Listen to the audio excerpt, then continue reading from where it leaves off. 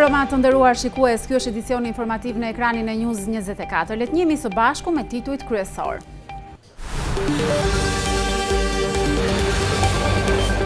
Tatimet lak në fyt për bizneset. Deputetja Jorida Tabaku tha në emisionin Kjo javë se qeveria i përdori si presion ndaj televizionit News 24.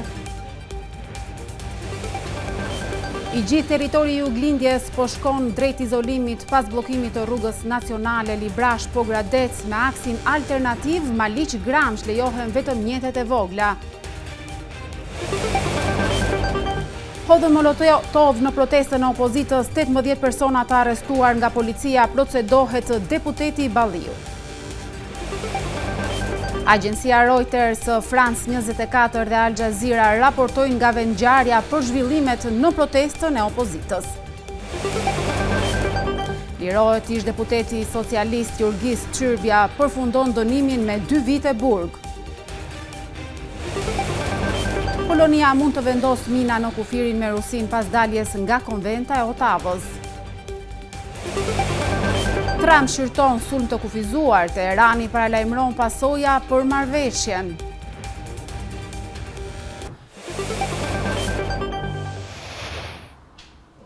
Le të njemi më gjerësisht me lajmet. Deputetja e Partisë Demokratike Jorida Tabaku shpreh se qeveria po përdor administratën tatimore si instrument të presionit ndaj bizneseve.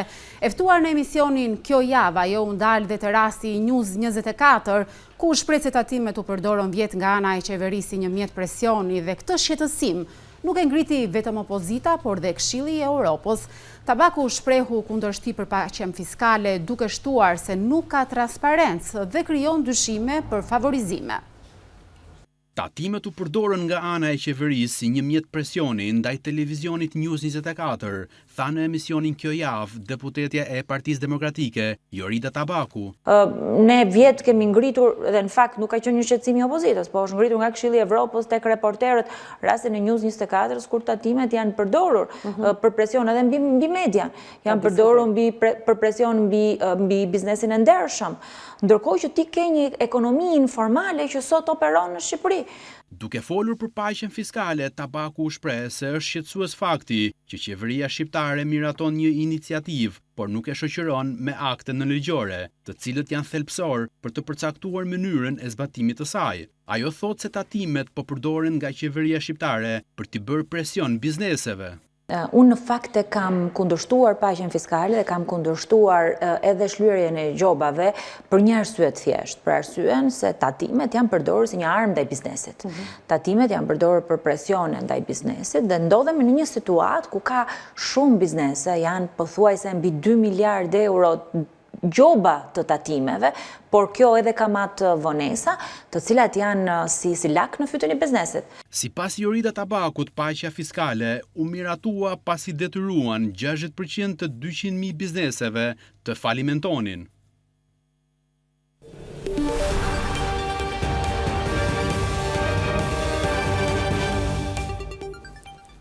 Rruga Librash Pogradec që të çon në Korçë është bllokuar. Asnjë automjet nuk lejohet të kalojë në të për shkak të urës që po shembet në zonën e njohur si Arrat e Gurrës. Për të lejuar qarkullimin ka nisur menjëherë ndërtimi i një bypassi provizor. Nga ana tjetër, drejtuesit e mjeteve mund të ndjekin rrugën alternativ Maliq-Lozhan, Moglic-Elbasan dhe Anasjelltas, por edhe këtu rrezikohet mbyllja për shkak se mjetet e tonazhit të lartë nuk mund të kalojnë dhe ato kanë bllokuar lëvizjen. Që nga mesdita e kësaj të shtunë aksi nacional Elbasan Përrenjas është bllokuar totalisht. Rrëshqitja e tokës në vendin e quajtur Arrat e Gurrës në fshatin Dragosunj bëri që segmenti që lidh kryeqytetin me Juglindjen dhe mëtej Maqedoninë e Veriut dhe Greqinë të dalë jashtë funksioni. Ndërsa në terren situata është jashtë kontrollit dhe aksi i ri gjithashtu është jashtë funksioni, autoriteti rrugor shqiptar kishte në dispozicion zgjidhjen më të lehtë, atë të bllokimit të plotë të rrugës.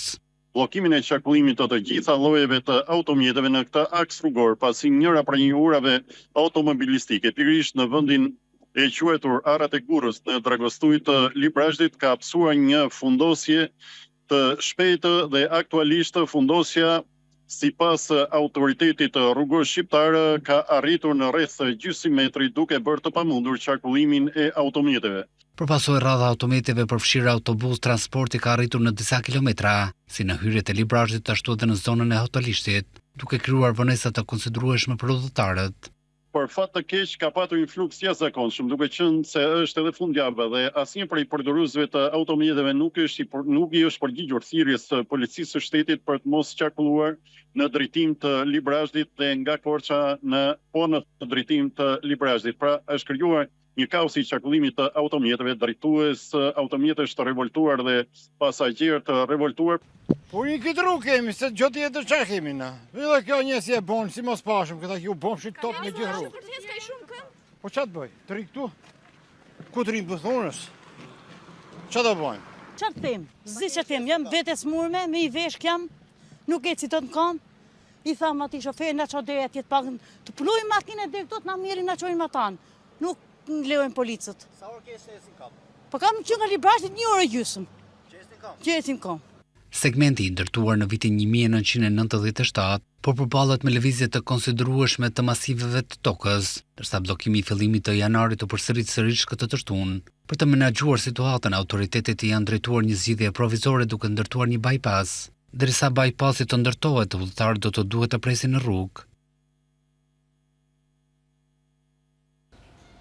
Problematikat e krijuara me rrugët në juglindje të vendit janë reflektuar në vështirësi në qarkullim për qindra qytetarë që udhtojnë nga Korça drejt Tiranës. Raportohet se në aksin Maliq-Gramsh janë regjistruar radhë kilometrike, duke shkaktuar probleme të konsiderueshme për udhëtarët. Rruga Maliq-Gramsh, e cila prej ditës së sotme po shërben si aks alternativ për lidhjen e juglindjes me Elbasanin dhe më tej me Tiranën, përballet me dëmtime serioze në trupin e saj. Informacion do të kemi një lidhje telefonike me gazetaren Lorena Kodra, e cila do të na njoftoj se si është situata aktualisht. Lorena, përshëndetje. Ju përshëndes. Atëherë, trafiku në aksin alternativ për të cilin bëri thirrje autoriteti rrugor shqiptar me ditën e sotme në Maliq-Lozhan-Moglic, Gramsh vijon të paraqitet tepër i rënduar. Situata është përkeqësuar ndjeshëm pas kilometrit të 13, ku janë krijuar radhë të gjata automjetesh në të dyja krahët e rrugës. Fluksi më i madh i mjeteve është në drejtim të kryeqytetit, ndërsa 10 drejtues mjetesh kanë fikur makinat dhe presin në rrugë deri në zhbllokimin e plot të qarkullimit. Situata është bërë edhe më shqetësuese për shkak të dëmtimeve të reja që ka psuar aksi gjatë ditës së sotme, ndërkohë që rruga ka shfaqur plasaritje të reja, çka e bën edhe më të vështirë dhe të rrezikshme lëvizjen e automjeteve, sidomos për mjetet e tonazhit të rënd. Aktualisht, për shkak të radhës në aksin Maliq-Moglic, mësohet se policia ka bllokuar hyrjen e mjeteve që në hyrje të Maliqit, pritet të zhbllokohet një herë qarkullimi deri në Lozhan dhe më pas të rifilloj përsëri qarkullimi, pasi ashtu sikurse e kam raportuar, ka ngecur një trailer. Pasi duhet të shpjegoj faktin që problemet në këtë segment nisin pikërisht nga bllokimi i 3 trailerave në zonën e Moglicës, dhe sipas të dhënave trailerat kishin kaluar nga Elbasani dhe janë lejuar nga policia e Librazhdit të hynë në këtë segment alternativ. Por policia e Korçës, e cila ndodhet në terren, është duke punuar për zhbllokimin total të rrugës. Drejtuesit e mjeteve të paktën nga autoritetet tona këshillohen të tregojnë kujdes maksimal deri në stabilizimin e plot të situatës. Ndërkohë, duhet thënë se shembjet në këtë aks që kanë vijuar për gjatë gjithë kësaj kohe, ngren pikpyetje të mëdha mbi cilësinë e punimeve nga kompania Gjikuria. Kujtoj që ndërtimi i aksit Maliq-Lozhan-Strelc kushtoi rreth 1.4 miliard lekë. Po? Lorena, dua të di nëse a ka të pranishëm struktura nga RSH-ja apo përfaqësues të kompanisë Gjikuria në këtë problematik, të cilët janë ndoshta duke u marrë dhe duke gjetur një zgjidhje për situatën që tashmë është emergjente. Në fakt, unë kam qenë gjatë gjithë kohës në terren dhe nuk kam parë punonjës nga kjo kompani në terren, të paktën deri rreth orës 6 pas ditës që unë kam qenë në terren dhe pikërisht tek rruga që ka pasur shkarje, rrëshqitje dherash dhe gurash. Aktualisht policia është në terren, ka ngritur 2 postobloqe, një postobllok që është ngritur pikërisht në hyrje të Maliqit për të mos lejuar më asnjë mjet që niset drejt Tiranës, pasi rruga të paktën tek kilometri 13 dhe tutje është shumë e zorshme për automjetet, pasi ka rëshkitje shkaret të dherave dhe gurve, gjithashtu edhe plasaritje të rrugës, por edhe duhet të shtuar që ka një fluks të shtuar të automjeteve.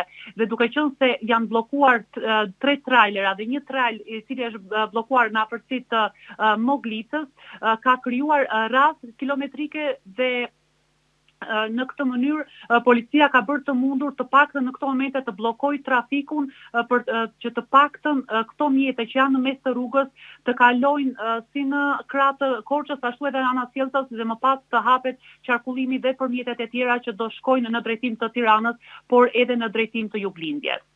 Duke parë edhe videon që duket që është e fundit pasi është errësirë, shohim që ka radhë kilometrike të automjeteve të cilat janë të bllokuara. A mund të themi për një kthim të normalitetit të kësaj situate? Ka ndonjë parashikim ndoshta nga komunikimet që ke? Kjo do të shihet në orët në vijim. Unë kam pasur një komunikim me policinë e Korçës, të cilët ndodhen në terren që prej thirrjes së ARSH-s që me ditën e sotme që do të ketë një kalim të automjeteve, një devijim të automjeteve në rrugë në Maliq, Lozhan, Strelë, Moglicë, Gramsh, deri në këto momente trafiku është shumë i rënduar në zonat që unë raportova më herët, por në orët në vijim do shihet nëse ky trafik do të lirohet, pasi duhet thënë që është nga të dyja krahët, duke qenë se ka një bllokim edhe nga trailerat në një rrugë punohet vetëm në një sens, pra nga kilometri i 13 dhe andej punohet me një sens, duke qenë se janë të bllokuara nga trailerat. Por le të bëhemi dhe njerëzor, në këto automjete mund të ketë familjar, fëmijë të cilët janë prej orësh të bllokuar, ajo është dhënë ndonjë ndihmë nga emergjenca, nga përfaqësues të strukturave shtetërore? Ke ndonjë informacion për këtë? Po, e vërtetë, në fakt në mjete janë jo vetëm drejtues mjetesh, por janë edhe me familjar, me të moshuar dhe fëmijë, deri në këto momente që ne po flasim, strukturat kanë zbritur në terren, por nuk mund të them asnjë gjë më shumë, pasi të gjitha strukturat, edhe policia, edhe strukturat të tjera janë në terren dhe po ndihmojnë drejtuesit e mjeteve për të shmangur kështu edhe trafikun e gjatë, por edhe pritjet e gjata.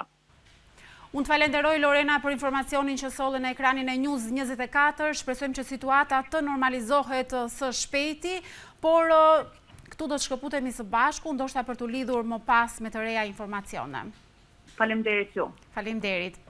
Ndërkohë të nderuar shikues, do të vijoj me edicionin informativ. Aksi Grekan Shelg-Belsh ka pësuar dëmtime të shumta me rënien e rreshjeve të shiut, ku shembjet dhe çarjet në trupin e rrugës kanë rritur ndjeshëm rrezikun për drejtuesit e mjeteve dhe banorët e zonës.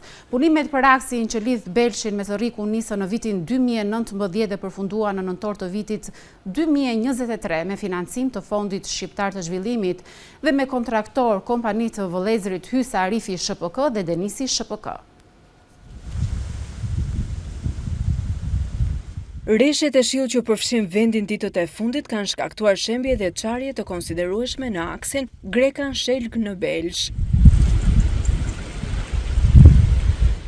Shembjet dhe çarjet në trupin e rrugës kanë rritur ndjeshëm rrezikun për drejtuesit e mjeteve dhe banorët e zonës. Dëmtimet e shfaqura në këtë segment rrugor po përparojnë gradualisht, duke sinjalizuar një degradim të strukturës mbajtëse të rrugës. Çarjet e thelluara dhe rrëshqitjet anësore kanë krijuar paqëndrueshmëri në disa pika, çka mund të sjellë pasoja serioze nëse autoritetet përgjegjëse nuk ndërhyjnë në kohë. Përkeqësimi i mëtejshëm i gjendjes së rrugës rrezikon të izolojë banorët e disa fshatrave në Belsh, ndaj banorët kërkojnë ndërhyrje të menjëhershme nga strukturat përgjegjëse për të stabilizuar trupin e rrugës, për të forcuar bazamentin dhe për të shmangur një shembje të plotë të segmentit të dëmtuar. Punimet për aksin që lidh Belshin me Zërrikun nisën në vitin 2019 dhe përfunduan në nëntor të vitit 2023 me financim të Fondit Shqiptar të Zhvillimit dhe me kontraktor kompanitë vëllezërit Hysa, Arifi SHPK dhe Denisi SHPK. Rruga e vjetër që lidh Kukësit me Kalimashin është në gjendje të degraduar, ndërsa autoritetet përkatëse nuk marrin masa për mirëmbajtjen apo rikonstruksionin e saj. Shqetësues mbetet fakti se një nga urat e këtij aksi ka psuar dëmtime në strukturë, duke rrezikuar jetën e udhëtarëve, ndërsa firma Geci SHPK, që ka përgjegjësinë për mirëmbajtjen e rrugës, nuk ka kryer asnjë investim, duke ja kaluar përgjegjësinë autoritetit rrugor shqiptar. Me çarje dhe shembje të konsiderueshme në trupin e rrugës, por edhe në pjesën anësore, aksi Kukës-Kalimash po degradon nga dita në ditë në të gjithë gjatësinë e tij prej 16 kilometrash. Veç çarjes së rrugës, shqetësues për drejtuesit e mjeteve mbetet edhe rrëzimi i shkëmbimeve nga Skarpati i Malit, ku se shihet përmes këtyre pamjeve, një masiv shkëmbor vijon të mbetet në anë të rrugës. Situata në rrugën nga Kukësi deri në Kalimash është shumë e keqe. Sidomos për kjo shemja se ashtu dhe ai guri i madh se është aty. Problematik gur ka në mes shumë. Sa e vështirëson çarkullimin, sa vështirëson sa dush, rrezik rani gur sa dush për si bin, për pun makinat, pasagerë, xhana që lëvizim në sa dush ka rani, sa dush. Drejtuesit e mjeteve flasin për një situatë të rënduar në këtë segment të rrugës së vjetër Kukës-Tiranë, ku mbrojtësit anësore të urës në të cilën kalojnë çdo ditë janë tërësisht të amortizuara, duke shtuar rrezikun për aksidente fatale. Kjo është e gryme komplet në Artaksh, është e gryme komplet. Por duhet kanë qenë që është në vazhdim ato faktikisht. Ma shumë më që di ku shem të fabrikën, ura zërë. Ka probleme gjithkon po të bëllë edhe ura aty. Aty ka i kratë komplet. Që i jau anguri herë aty në rrugë. Rruga Kukës-Kalimash është një arteri e rëndësishme për banorët e njësisë administrative Malzi, pasi shërben për t'i lidhur ata me qytetin e Kukësit dhe përdoret çdo ditë për transport mallrash, shërbime apo lëvizje familjare. Firma Geci SHPK, që ka përgjegjësinë për mirëmbajtjen e rrugës, nuk ka kryer asnjë investim, duke i kaluar përgjegjësinë autoritetit rrugor shqiptar. Në aksin kombëtar Burrel Skura i kanë vijuar shembjet e mirëpasnjëshme për shkak të rreshjeve të dendura të shiut. Për shkak të mungesës së kanalizimeve, në disa zona ka ende prani të lartë të ujit, ndërsa inertet në rrugë janë kthyer në burim aksidentesh. Më problematik mbetet segmenti i Shkopetit, pasi kompania mirëmbajtëse pastron vetëm bimësinë në anën e saj. Rruga kombëtare Burrel Skuraj ka pësuar sërish rrëshqitje gurësh dhe dherash nga Skarpati i Malit si pasojë e rreshjeve të dendura të shiut. Në disa zona ka ende prani të lartë të ujit për shkak të mungesës së kanaleve kulluese. Në afërsi të tunelit të vogël ka shembje të anës së poshtme të rrugës, ndërsa mbrojtëset metalike anësore janë shkëputur. Për shkak të problematikave të vazhdueshme, aksi është kthyer në burim aksidentesh, sidomos për drejtuesit e mjeteve që përshkojnë për herë të parë këtë rrugë. Ata bëjnë apel për kujdes gjatë qarkullimit rrugor, pasi her pas here ka shembje të gurëve, kryesisht në segmentin e Shkopetit. Kompania që mirëmban rrugën kujdeset vetëm për prerjen e bimësive anës saj dhe jo investime të mirëfillta. Për pasojë, aksi mbetet nga më të degraduarit në vend.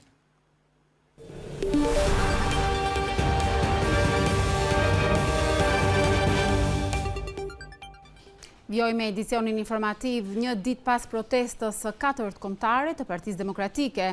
Sali Berisha deklaron se ndaj protestuesve është ushtruar dhunë. Sipas kreut të PD-s, policia ka hedhur sasi të madhe gazi lotësjellës, përfshirë dhe në selinë e demokratëve. Berisha nga ana tjetër ka paralajmëruar Ramën se nëse vijon sulmi ndaj godinës së PD-s, ai do të bëjë të njëjtën gjë me selitë e PS-s në të gjithë Shqipërinë. Një ditë pas protestës, Sali Berisha akuzon policinë e shtetit për dhunë ndaj protestuesve dhe hedhje të gazit lotësjellës në mënyrë jo proporcionale. Dënoj me forcën më të madhe dhunën dhe terrorin policor.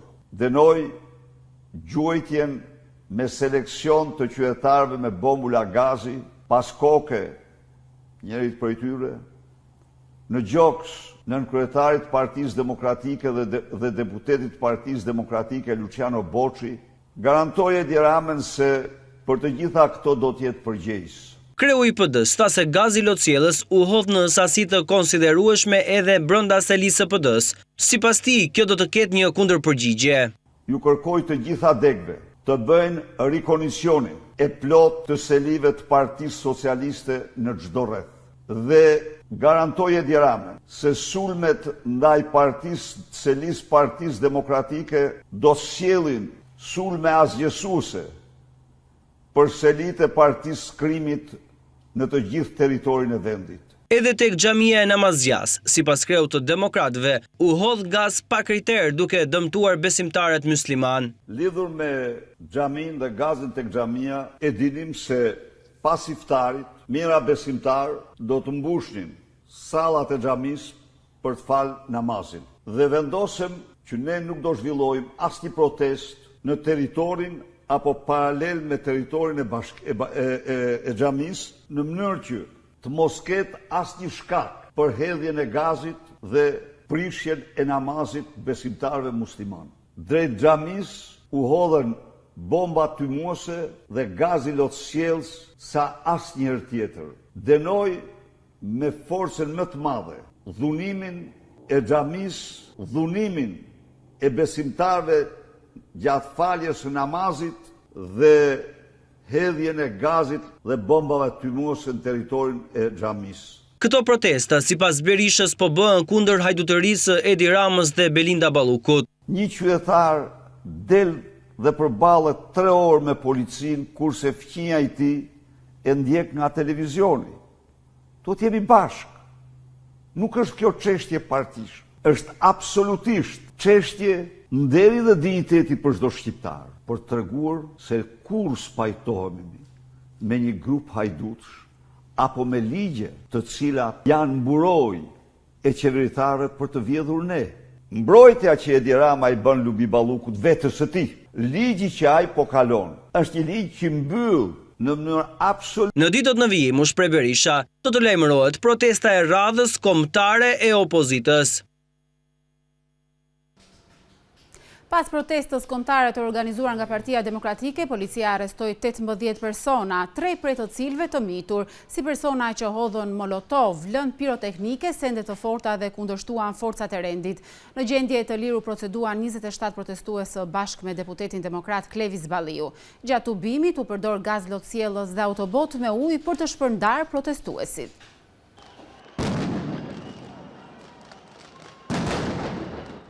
Policia e Tiranës ka arrestuar 18 persona pjesëmarrës në protestën e të premtes, 3 prej të cilëve të mitur, të cilët akuzohen se hodhën lëndë piroteknike, molotov dhe sende të forta, si dhe kundërshtuan efektivët gjatë ubimit të zhvilluar të premte nga Partia Demokratike.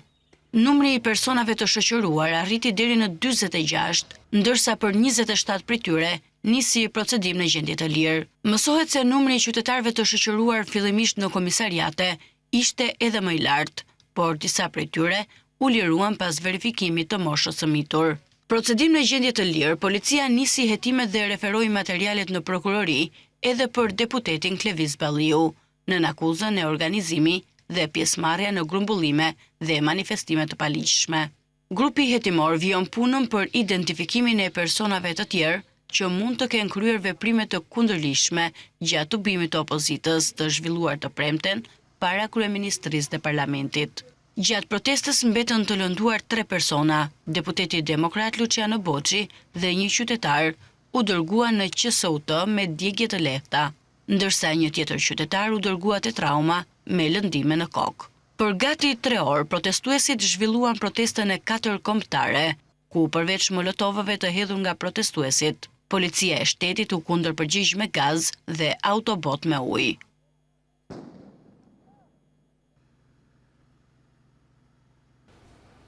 Komuniteti musliman shqiptar ka reaguar pas hedhjes së gazit lotësjellës nga policia në oborrin e xhamisë së Namazgjas gjatë protestës së mbajtur dje. Në një postim në rrjetet sociale, komuniteti musliman ka shprehur shqetësimin pasi besimtarët po falin namazin dhe një pjesë e tyre janë lënduar.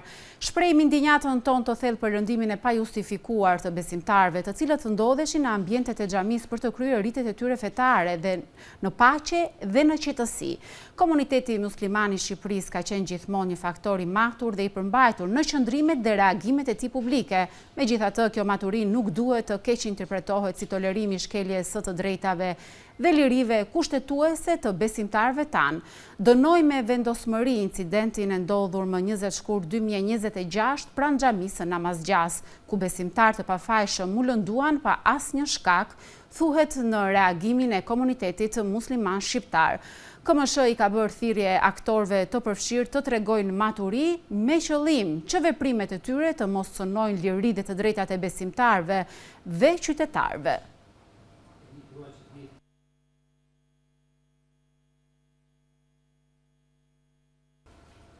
Nënkryetari i Komisionit të Sigurisë Klevis Balliu vizitoi mbështetësit e opozitës që ndodhen në qelit e paraburgimit. Balliu tha se gjatë protestës ka pasur inskenime me qëllim ndalimin e minoremve.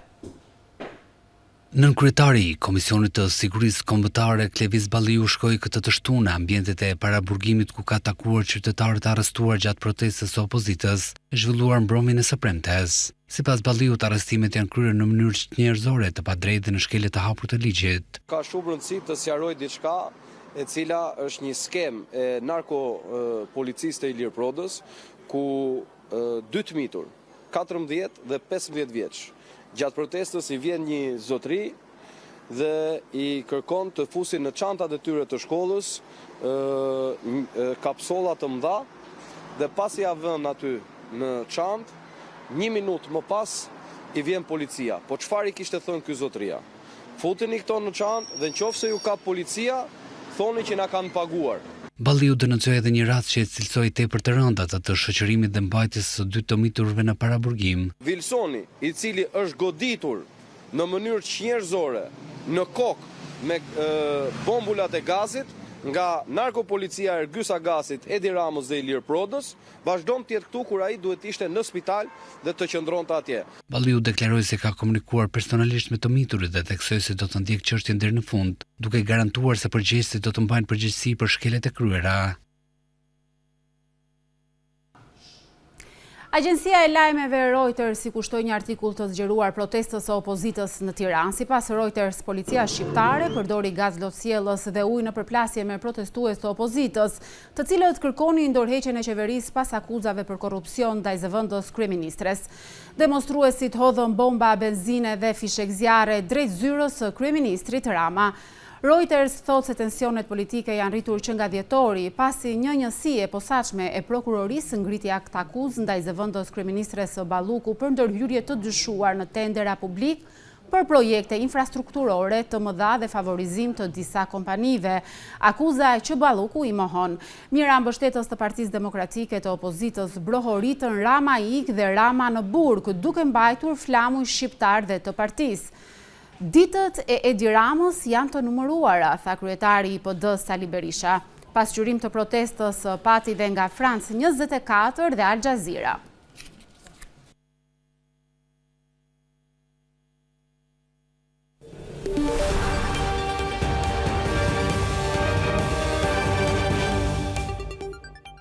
Ish-deputeti Jurgis Qyrbja ka lënë qelit e paraburgimit në Durrës pasi gjykata e apelit të posaçëm vendosi shuarjen e masës së sigurisë duke konstatuar se ai ka shlyer dënimin prej 2 vitesh burg të përftuar nga gjykimi i shkurtuar për akuzat e korrupsionit në zgjedhje, nxjerrjes së sekretit shtetëror dhe përkrajjes së autorit të krimit.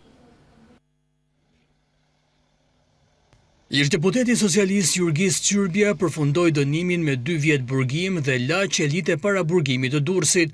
Me bazën e kërkesës së tij, gjykata e apelit të posaçëm vendosi të shuaj masën e sigurisë për Qyrbjan dhe të urdhëronte lirimin, pasi rezulton se e ka shlyer dënimin e dhënë nga gjykata e posaçme.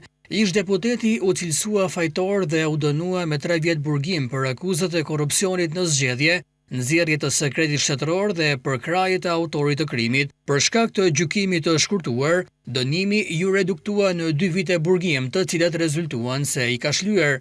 Bashkë me Qyrbja, në të njëjtin proces u gjykua dhe u dënua me 3 vite burgim Altin Hajri, një personazh i krimit të organizuar dhe në kërkim për rrëmbimin dhe zhdukjen e Jan Prengës, dhe Ahmet Masha me 2 vite e 6 muaj burg.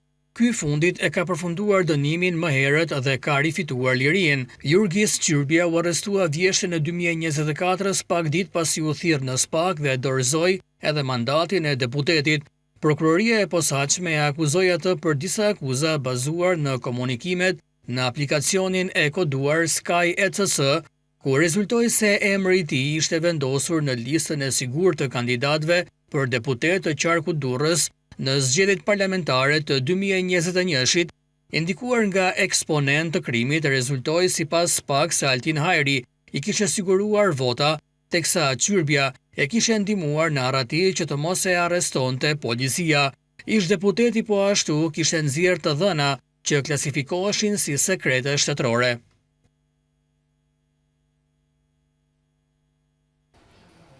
Një 47 vjeçar u godit për vdekje me thik pas ditën e kësaj të shtune në lagjen numër 3 të qytetit të Kavajës. Policia bëri me dije se shtetasi Roland Puja, rreth 47 vjeç, banues në Kavaj, dyshohet se për motive të dobta ka goditur me thik shtetasin Alketi Sufi, rreth 47 vjeç, i cili përpasoi ka ndruar jetë në spital.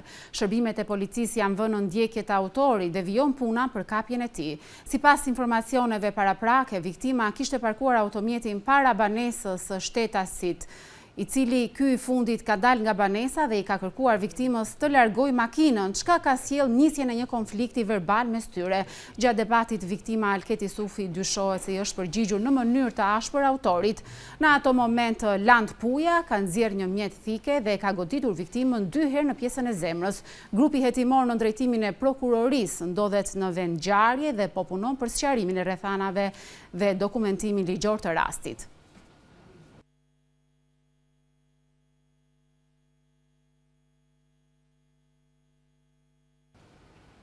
Kamerat e sigurisë kanë ndihmuar policinë që të zbardhë vrasjen e Egli Pashollarit të premte në Tiranë. Fillimisht hetuesi dyshuan se shkak i vrasjes u bë pasi viktima kishte ngacmuar gruan e autorit, por në kamerat e sigurisë shfaqet teksa autori dyshuar ndalon makinën pranë marketit dhe pret bashkëshorten nga puna, ndërsa 31 vjeçari e ofendon duke i kërkuar që të lirojë rrugën.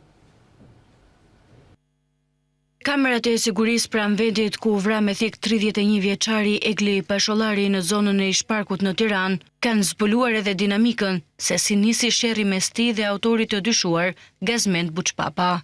Fillimisht grupi i hetimor ngriti dyshimet se shkak i vrasjes të ishte bërë ngacmimi gruas së autorit të dyshuar, por nga verifikimi i kamerave të sigurisë është zbuluar se Buçpapa ka shkuar me mjetin e tij pranë një marketi të zonës ku bashkëshortja e tij punonte si shitse. Teksa kishte ndaluar, Egli Pashollari kalon me mjetin e tij dhe i kërkon atij të hap rrugën që të kalonte. Mes tyre ka nisur debat i ashpër me fyerje. Edhe vetë gruaja në dëshminë e saj ka pohuar se sapo ka dal nga marketi, ka parë se bashkëshorti i saj po konfliktohej me të riun, teksa ky i fundit po e shante me fjalë banale. Pasi nxorri thikën dhe e qelloi një herë në kurriz 31 vjeçarin, autori dyshuar u largua me mjetin e tij prej andej, duke shkuar fillimisht në banesë në zonën e Sharrës e më pas duke u arratisur për të shpallur në kërkim nga policia. Një plagosje me armë zjarri ka ndodhur në Mashkullor të Gjirokastrës, ku një 93 vjeçar ka plagosur me armë zjarri një 61 vjeçar. Ngjarja ndodhi mëngjesin e kësaj të shtune, dyshohet për shkak të konflikteve të vazhdueshme për motive pronësie.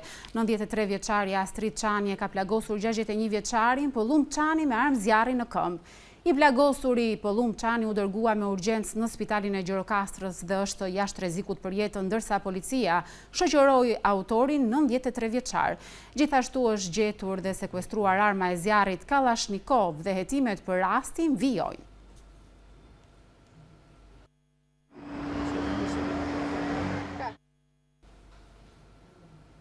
Një 31 vjeçar që dyshohet se ndihmoi për t'u larguar nga vendngjarja një nga autorët e masakrës në Manos, u vedorzua në policinë e Durrësit. 31 vjeçari Gëzim Allçi ndihmoi të largohej nga vendngjarja pas krimit 21 vjeçarin Daniel Pepa, që vijon të jetë në Arati. Krimi i rëndë ndodhi më 22 tetor në një lokal në Manos të Durrësit, kur pas sherrit për ndezjen e ekspresit të kafes mbetën të vrarë Flori Paluçi dhe Aranit Kurti. 5 muaj pas se dy të rinj u vranë me armë zjarri pas një konflikti për ekspresin e kafes në Manos të Durrësit, është vedorzuar në polici një 31 vjeçar që dyshohet se ndihmoi për t'u larguar nga vendngjarja një nga autorët e krimit. Policia e Durrësit bën të ditur se Gëzim Allçi u vedorzua bashkë me një pistolet sportive, duke deklaruar se kishte pasur armën me vete ditën e ngjarjes. Më 13 nëntor, gjykata e Durrësit caktoi masën e sigurisë arrest në burg ndaj Gëzim Allçit për veprat penale, mbajtja pa leje dhe prodhimi i armëve shpërthyese dhe i municioneve, si dhe përkrahja e autorit të krimit. Krimi i rënd ndodhi më 22 tetor në Manës, ku 21 vjeçari Daniel Pepa u fut në lokal bashkë me shokun e tij, Aranit Kurti, dhe i kërkuan kamarierit Alteo Pepa t'u shërbente kafe. Asë kohë kamerieri Alteo Pepa deklaroi se nuk ua kishte bërë kafet, pasi e kishte fikur ekspresin dhe kërkonte kohë të ngrohej. Teksa ngulmonte në kërkesën e tij, 21 vjeçari Daniel Pepa ofendoi kamerierin, i ulur në një nga tavolinat e lokalit, 33 vjeçari Flori Paluçi, ndërhyri në debat ku i kërkoi Daniel Pepës të mos i fliste keq kamerierit. Debati mes tyre degradoi deri në përdorimin e armëve, ku Flori Paluçi qëlloi në drejtim të dy shokëve, por plumbat kapën vetëm 23 vjeçarin Aranit Kurti, i cili ndoroi jetë në vendngjarje. 21 vjeçari Daniel Pepa u kundërpërgjigj duke qelluar me breshëri në drejtim të Flori Paluçit, i cili po ashtu gjeti vdekjen e menjëhershme. Pas masakrës, 21 vjeçari Daniel Pepa u largua nga vendngjarja me ndihmën e 31 vjeçarit Gëzim Allçi, i cili u vedorzua në polici, ndërsa Pepa vijon të jetë ende në arrati.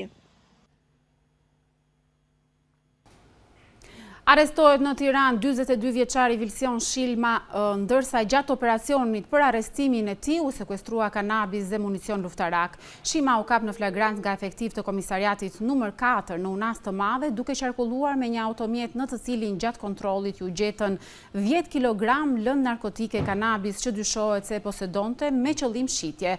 42 vjeçari mbahi në vëzhgim prej kohësh nga policia si i dyshuar në shitjen e drogës. Kanabisin, ai e kishte siguruar në zonën e Baldushku dhe do ta shiste në afërsi të zonës së njohur si Kafja e Remës, ndërkohë po hetohet për blerësit e kanabisit dhe për persona të tjerë bashkëpunëtor me të arrestuarin. Gjatë kontrollit në banesën e Shimës u gjetën dhe sekuestruan 2 armëzjarri pistolet, 2 silenciator dhe municion luftarak.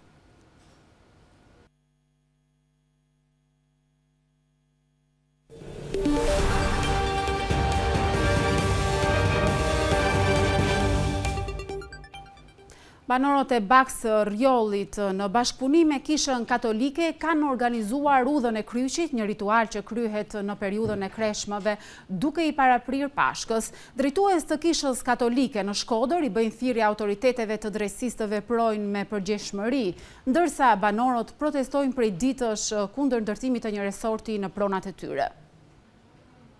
Edhe për ta fëmijë, si janë këta ditë shejta, do na lumturi e qetësi. Drejtues të Kishës Katolike e besimtar të Rjollit në Velipoj organizuan udhën e kryqit, ritin tradicional që bëhet në periudhën e kreshmeve, duke i paraprirë Pashkës. Pikërisht në këtë vend ku sot dëgjohet lutja dhe hapat e udhës së kryqit, prej 20 ditësh dëgjohet edhe zëri i protestës. Askush nuk mund t'i luftoj vetëm gjigantët. Famullia dhe të gjithë vullnetmirët e saj sot bëhen si semonit Cinereas, që mbështesin ata që rrezikojnë të humbasin gjithçka. Zoti i drejtësisë, bekoj hapat tanë.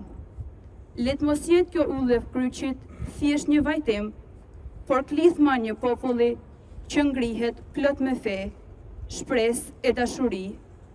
Mbroj tokat tona dhe zbuti zemrat e atyre që besojnë se gjithçka mund të pushtohet. Të shqetësuar nga situatat e krijuara në Rjoll, edhe drejtuesit e Kishës Katolike kanë një mesazh për banorët dhe për drejtësinë. Në të vërtetë kemi bërë një udhën e kryqit në këtë vend, kur edhe njerë po shikojmë e po përjetojmë një padrejtësi. Duke besuar që padrejtësi duhet ta denunciojmë sigurisht, nuk do të dorëzohemi, por do të luftojmë me armet e dashurisë. Nuk kemi as kadastra, s'kena as polici, nuk kena as qeveri, nuk kemi as i lloj pushtetit toksor në këtë botë, es nuk e dum të pa se si korruptohen të gjithë njerëzit, gjithandaj. Ne kemi vetëm një pushtet, pushtetin e dashnisë dhe të afrimitetit me ju. Për ne ka njerëz që s'duan me marrë vesh edhe njerëz nevojtar. Prandaj Kisha zyrtare, kleri juaj është me ju. Banorët ecin me kryqin në krah, duke kujtuar sakrificën e Jezu Krishtit me lutje për familjen, jetën dhe të ardhmen në tokat e tyre. Ura e Çerenecit që lidh rrugën kombëtare Peshkopi-Bulqiz është jashtë standardeve për shkak të amortizimit të barierave anësore. Sipas banorëve, në këtë urë nuk është kryer asnjë investim që nga koha kur është ndërtuar dhe për shkak të gjendjes së rënduar shumë herë është bërë shkak për aksidente tragjike. Ata kërkojnë zgjerim të urës dhe ndërtimin e barierave anësore. Ura që lidh disa njësi administrative me rrugën nacionale Peshkopi-Bulqiz, e njohur si ura e Çerenecit, është kthyer në pasiguri për drejtuesit, pasi në të nuk ka pasur ndërhyrje për rikonstruktim që nga koha kur është ndërtuar disa dekada më parë. Duke qenë se qytetarët nuk kanë alternativë tjetër kalimi, ata janë të detyruar të përdorin këtë urë për të shkuar në drejtim të fshatrave të Bulqizës, por edhe qarkut të Elbasanit. Drejtuesit e mjeteve dhe banorët ngrenë shqetësimin e barierave anësore që sipas tyre nuk janë efikase, ndërsa tregojnë episode të aksidenteve tragjike për shkak të standardeve të ulta të urës. Gjithë kjo rrugë që është bërë me fjalë për çdo gjë e ka lënë tu. Duhet të ketë me edhe shenjat kush kalon, kush ka përparësi, jo, bllokuet, makina nuk i merr për një. Të shtu ka ngel kjo ura, nuk ka vot dorë fare me këtë ndërtimin që kanë bërë tani. Ketë mbrojtëse, po është faktik është e ngushtë, nuk i merr aty. Ajo është e mirë, të ketë mbrojtëse është mirë për qytetarët, për çdo gjë. Tjetër se duhen mbrojtëse të fuqishme. Makina o njerëz lëvizin, pse mos jenë ato mbrojtëset? Këto ka ora e Çerenetit ku jemi ne, vëllai im ka ra këto poshtë. Po të qenë përfërsusja dramate. E pështoj Zoti, vëllai vllajt prap, vëllai në Vruzet ra, edhe ai para 3-4 vjetëve ra. Aty ra dër ra në ujë, nga i vdiq ai 27. Po ne po të ketë përfërsuse, mirë kjo të zhënohet. Ne kur vim nga Çereneti, kur vi këtu në loj, po të ketë dy kalime, ikim punë time. As tabela, as gjas. Problem shqetësues mbetet edhe kalimi një herësh i makinave dhe kombësorëve, pasi këta të fundit nuk kanë hapësirë të dedikuar për ta.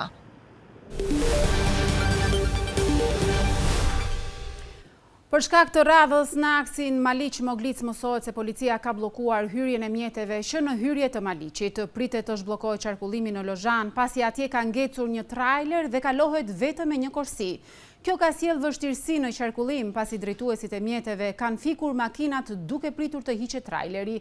Bëhet fjalë për qindra mjete, të cilat po i drejtohen Tiranës, mes tyre ka familjar dhe fëmijë. Nga pamjet që gazetarja e News 24, Lorena Kodra, ka sjellë në studion ton, shikohet dhe një grua që i bie të fikët pasi debaton me oficerët e policisë duke u kërkuar atyre të shkojnë në shtëpi. Ndërkaq shërbimet e policisë rrugore janë vendosur në pika si kryqëzimi i Qafthan, kryqëzimi i Qafploç dhe kryqëzimi i Maliqit, ku po orientojnë drejtuesit e mjeteve. Qarkullimi për mjetet deri në 3.5 ton do të devijohet në aksin Maliq-Lozhan-Moglic-Gramsh në drejtim të Tiranës dhe Anasjeltas. Mjetet e tonazhit të rënë dhe autobusët nuk lejohet të qarkullojnë. Do të lejohen të kalojnë vetëm autoambulancat, shërbimet zjarfikse dhe mjetet e policisë. Ndërkohë të ndjekim një blog sinkronesh nga gazetarja Lorena Kodra. Përse të policia në korsa të daloj njërës e mos vikë? Jekë në gradi, ati e mësat një ku blokuaj, ku vetëm gjeni rrugën vajtë, hani, qoni. Me thjesht. Nuk mundem. Që gjë me thjesht. Po, pa da.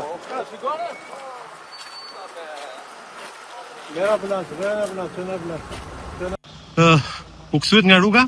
Po, u kthyem nga rruga dhe sot ka qenë një katastrofë vërtet. U kthyem nga Quksi, policia na tha ndjekim rrugën për në Lozhan, aty ishte bllokuar, tani s'dillen nga tikin. Sa orë ke që pres? Unë kam rreth në orës 1 kam qenë Qukës, tani po shkon ora 7, as nuk e dim ku po ikim.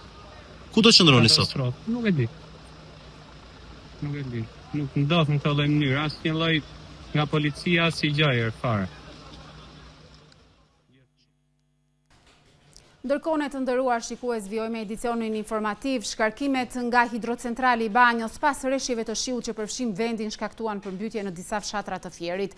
Banesat dhe tokat bujqësore janë përmbytur disa herë nga nëntori deri në shkurt, ku qytetarët thonë se dëmet ekonomike të shkaktuara janë tepër të mëdha, duke i çuar ata në kushte mbijetese. Shkarkimet nga hidrocentrali i Banjës me rreth 100 m3 ujë në sekond shtuan sërish prurje të mëdha në lumenjtë e qarkut Fier, duke shkaktuar përmbytje në tokat bujqësore dhe banesa. Situata nga përmbytjet paraqitet më problematike në fshatrat Petov dhe Mbrostar të bashkisë Fier, ku një nga banorët thotë se janë përmbytur 3 herë brenda pak muajsh, duke i detyruar të shpërngulën nga shtëpitë e tyre për shkak të lagështirës.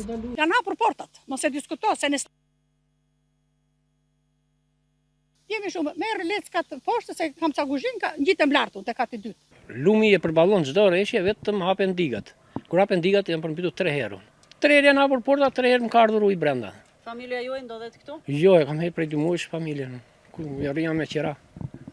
Ku do jetoj familja? Brenda ujit? Dëme të konsiderueshme janë shkaktuar edhe në sektorin e bujqësisë, ku hektar të tërë janë në ujë. Fermerët thonë se veç kulturave të mbjella që u kalbën nga uji, nevojtet një kohë gjatë që parcelat të thahen për të rimbjell me kultura të reja. Treta herë që ne doli lumi. Nuk kemi të rrezi fare. Se çfarë do bëhet nuk e di. Dima s'po na japin, asnjë gjë. As frezime, as për baktit, as për një gjë. E mbova aslin, e mbyti lumi e beri lutës tinë. Se ku do vejmë, se që do vejmë një zote di. Erdi komisioni, sa pak shu hikën edhe, se që bejnë, marën paratë, hikën ata, gjeposen për vete edhe, poplin e kalem më shirë fatit. Është herë të tretë që ne përmbytemi, jam përmbytur 5 dylymi jonç edhe 2 dylymi gjysmë melë. Dhe dëm shpërblimi jonë nga pushtetarët vendor që ka ardhur, është thjesht mos pagimi i taksës vjetore. Që taksa vjetore 5.000 lekë dylymi, i bie 35.000 lekë vjetra. Dëmi nuk është 35.000 lekë, është më shumë. Të shqetësuar për përmbytjet e vazhdueshme, banorët thonë se dëmi ekonomik që ju është shkaktuar në banesa dhe toka bujqësore është tepër i madh, duke i çuar ata në kushte mbijetese.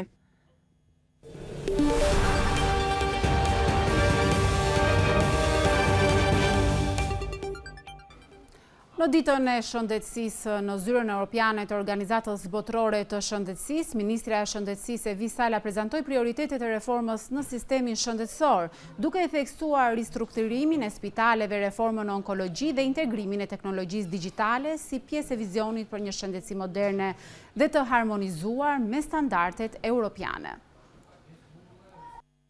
Në ditën e Shqipërisë në zyrën europiane të Organizata Botërore e Shëndetësisë, Ministra e Shëndetësisë dhe Mirëqenie Sociale Evi Sala prezantoi vizionin e qeverisë shqiptare për ndërtimin e një sistemi shëndetësor modern, të qëndrueshëm dhe të harmonizuar me standardet evropiane. Gjatë fjalës së saj, ministrja u ndal te prioritetet kryesore të reformës, duke theksuar ristrukturimin e shërbimit spitalor. Reforma jonë kryesore është ristrukturimi i shërbimit spitalor. Po kalojmë nga financimi i bazuar në shtretër të financimi i bazuar në raste sipas modelit DRG, në mënyrë që fondet publike të ndjekin shërbimin ofruar dhe performancën. Nga 42 spitale në vend do të racionalizojmë kapacitetet, do t'i përshtatim me ndryshime demografike dhe do të shtojmë shërbime të reja. Një tjetër fokus ishte reforma në onkologji, si dhe integrimi i inteligjencës artificiale në shëndetësi. Prioriteti dytë është reforma e onkologjisë. Po ndërtojmë Institutin Kombëtar të Kancerit dhe rrjetin kombëtar onkologjik në bashkëpunim me Institutin e Tumoreve në Milano, duke filluar nga parandalimi, depistimi dhe trajtimi cilësor i kancerit, duke investuar në infrastrukturë, në qendrat e kimioterapisë ditore, në disa spitale rajonale, si dhe në përditësimin e protokolleve sipas standardeve më të avancuara. Shtylla e tretë është reforma digjitale dhe integrimi i inteligjencës artificiale. Synojmë ndërtimin e boshtit digital shëndetësor me sisteme të ndërveprueshme dhe një kornizë të qartë strategjike për AI në shëndetësi. Gjatë vizitës në Kopenhagen, ministra zhvilloi një takim me drejtorin rajonal për Europën të OBSH-s, ku nënshkrua marrëveshja 2-vjeçare e bashkëpunimit. Marrëveshja synon mbështetjen e Shqipërisë në garantimin e aksesit universal në kujdes shëndetësor cilësor dhe të përballueshëm, forcimin e kapaciteteve për emergjencat shëndetësore dhe promovimin e komuniteteve të shëndetshme. Në këtë kuadër, Shqipëria propozoi edhe një nismë europiane për parandalimin dhe adresimin e dhunës digjitale ndaj grave dhe vajzave.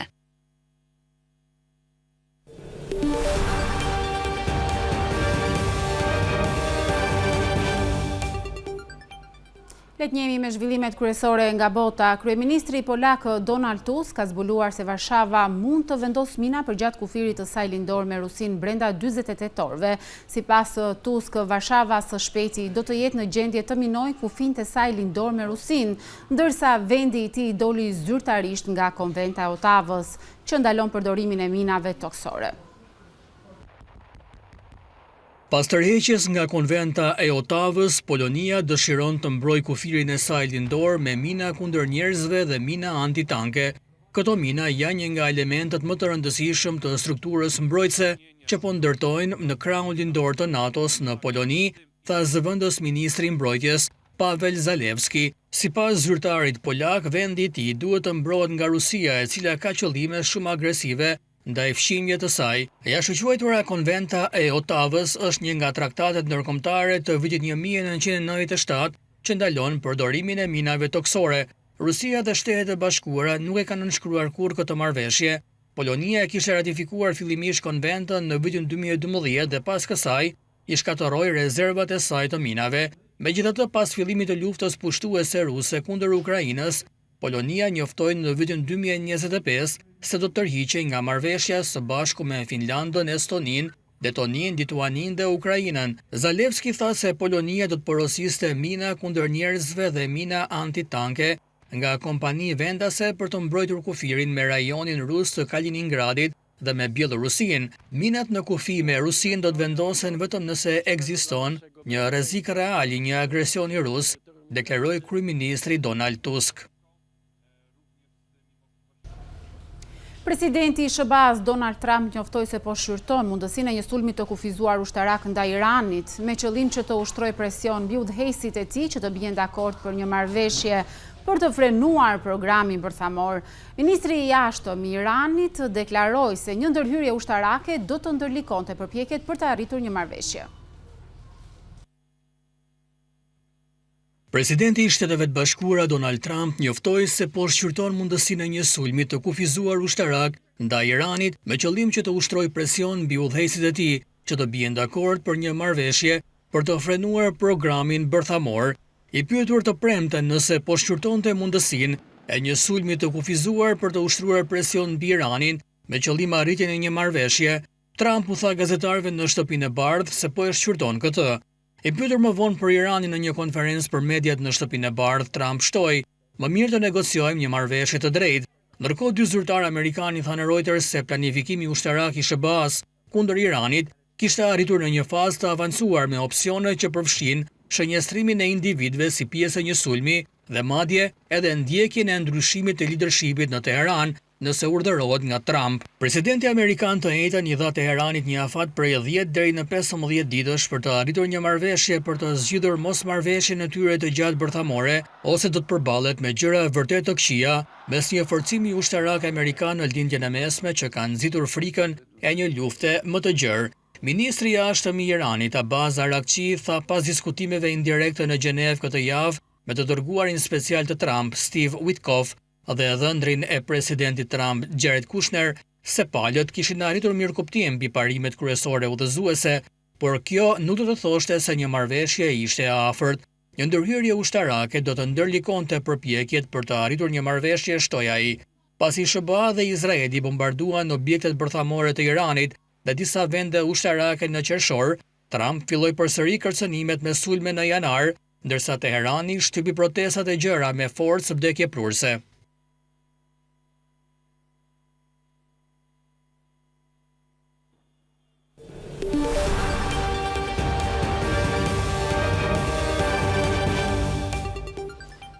Bootcampi digital i parë në Shqipëri bën bashkë Vodafone Albania dhe Federatën Shqiptare të Futbollit me qëllim projektimin e së ardhmes së tifozëve të futbollit në Shqipëri përmes zgjidhjeve digjitale. Vodafone Albania dhe Federata Shqiptare e Futbollit, antare të UEFA-s, bën bashkë ekspertë të teknologjisë, ekipe inovacioni dhe drejtues të lartë në bootcampin digital të parin në Shqipëri me qëllim projektimin e së ardhmes të tifozëve të futbollit në Shqipëri. Kjo iniciativë shënon herën e parë që ekipi digital i kompanisë punon drejt për drejt me FSHF-n për të bashkëkrijuar zgjidhje praktike teknologjike që do të forcojnë mënyrën se si federata lidhet me tifozët, do të përmirësojnë shërbimet e futbollit në Shqipëri. Kur dy kampion bashkohen, rezultatet më të mira janë ato që arrihen. Mendoj se pikërisht këtë kemi parë sot. Ne jemi sponsor krenari i ekipit kombëtar të futbollit dhe i Federatës Shqiptare të futbollit, jo vetëm në aspektin financiar, por edhe përmes ekspertizës dhe teknologjisë digjitale që Vodafone ofron. Sot pam një gamë të jashtëzakonshme idesh që shërbejnë për të përmirësuar përvojën e tifozëve dhe për të dhënë atyre mundësinë të përjetojnë këtë sport fantastik edhe më mirë në të ardhmen përmes mundësive që jep teknologjia. Vërtet idetë ishin fantastike, mënyra e zgjedhur se si ti marrim këto ide nga ekspert, specialist apo nga punonjës të kompanisë Vodafone ishte vërtet shumë e bukur dhe besoj se pati një produkt i cili do na shërbej dhe ne mbi këto propozime, mbi këto ide padyshim që do të elaborohen më tej dhe do të ndërtojmë atë, le të themi, projektin e plotë të digitalizimit të komunikimit të federatës, të njerëzve të futbollit kryesisht me tifozët, sepse kjo është si ne ti njoftojmë sa më mirë, si ne ti japim informacion sa më mirë tifozëve dhe se si të afrojmë më shumë ata në futboll. Në këtë bootcamp u prezantuan 4 zgjidhje të reja teknologjike, nga të cilat fitues u zgjodh ai për ridimensionimin e website-it dhe aplikacionit të FSHF-s. Kemi për qëllim që të vendosim fansat e federatës akoma më në qendër të gjithë digital ekosistemit të tyre. Zgjidhja momentale është e mirë, ne kemi për qëllim ta modernizojmë ato akoma më shumë. Duke ndërthurur ekspertizën e kompanisë lider në teknologji në Shqipëri me vizionin e institucionit drejtues të futbollit në vend, iniciativa demonstron se si dy kampion kombëtar mund të bashkëpunojnë për të çuar përpara të ardhmen e futbollit shqiptar. Vodafone Albania vazhdon të investojë në inovacion, ekselencë të rrjetit dhe zgjidhje digjitale që fuqizojnë institucionet, bizneset dhe qytetarët, duke forcuar rolin e tij si katalizator i progresit digjital në Shqipëri.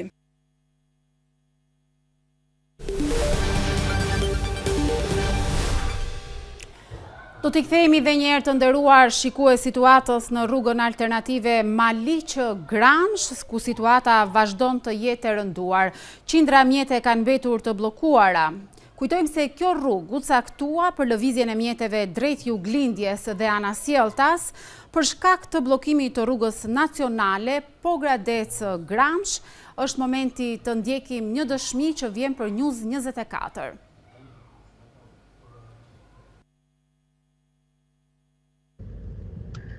Bëhet gati nga regjia, kujtojmë se situata në rrugën alternative Maliq-Gramsh vazhdon të jetë e rëndë. Pak më parë patëm edhe një lidhje me gazetaren Lorena Kodra, e cila na solli informacionet e fundit duke na treguar se vazhdonte të ishte e bllokuar edhe rruga alternative për shkak të 3 trajlave që kishin mbetur në Moglic. Qindra mjete kanë mbetur të bllokuar. Kjo rrugë, kujtojmë dhe njëherë se u caktua për lëvizjen e mjeteve për shkak të bllokimit të rrugës nacionale Pogradec-Gramsh. Përshëndetje nga Moglica, është një situatë shumë e keqe, edhe pse ne dolim, në arrit në dalim, kemi 3 orë kemi bllokuar aty, masi u kthym nga Quksi. Situata vazhdon të jetë akoma e nderë, sepse edhe megjithëse prezenca e policisë është aty, nga fillimi i rrugës pjesës së vështirë që merr Maloren, Lozhan deri në Moglic, do të thënë janë disa patrulla policie, situata është akoma shumë rrezikshme, shumë e keqe. Uroj që ata njerëz që janë akoma pa dalin shnosh, dalin mirë. Ka shumë problematike, kjo rrugë që është shumë e vështirë. Sepse nuk kanë dot 2 makina dhe ngelen, po jo fortigo, po janë mbi 30-40 fortigo që janë bllokuar, që rrinë në anës rrugës. Nuk kanë dot. Hajde të përshëndes.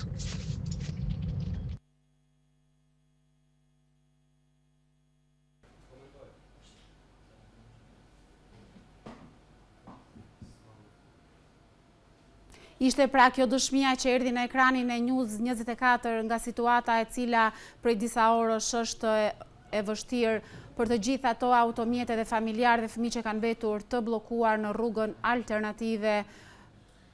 Ja ku janë dhe pamjet të cilat na tregojnë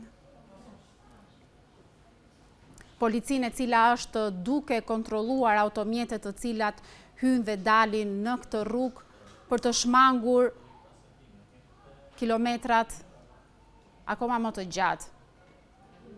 Kujtojmë se trailerat nuk lejohet të kalojnë në aksin alternativ. Pra ishin këto pamjet e fundit që erdhën në ekranin e News 24 nga dëshmitar të cilët janë prej orësh në këtë aks rrugor të bllokuar me familje dhe fëmijët e tyre. Ishte të nderuar shikues, gjithçka për këtë edicion informativ, duke ju falenderuar që na ndoqët në të gjitha lajmet e fundit nga vendi dhe bota, nga unë Çenkuela Hasa, mirupafshim.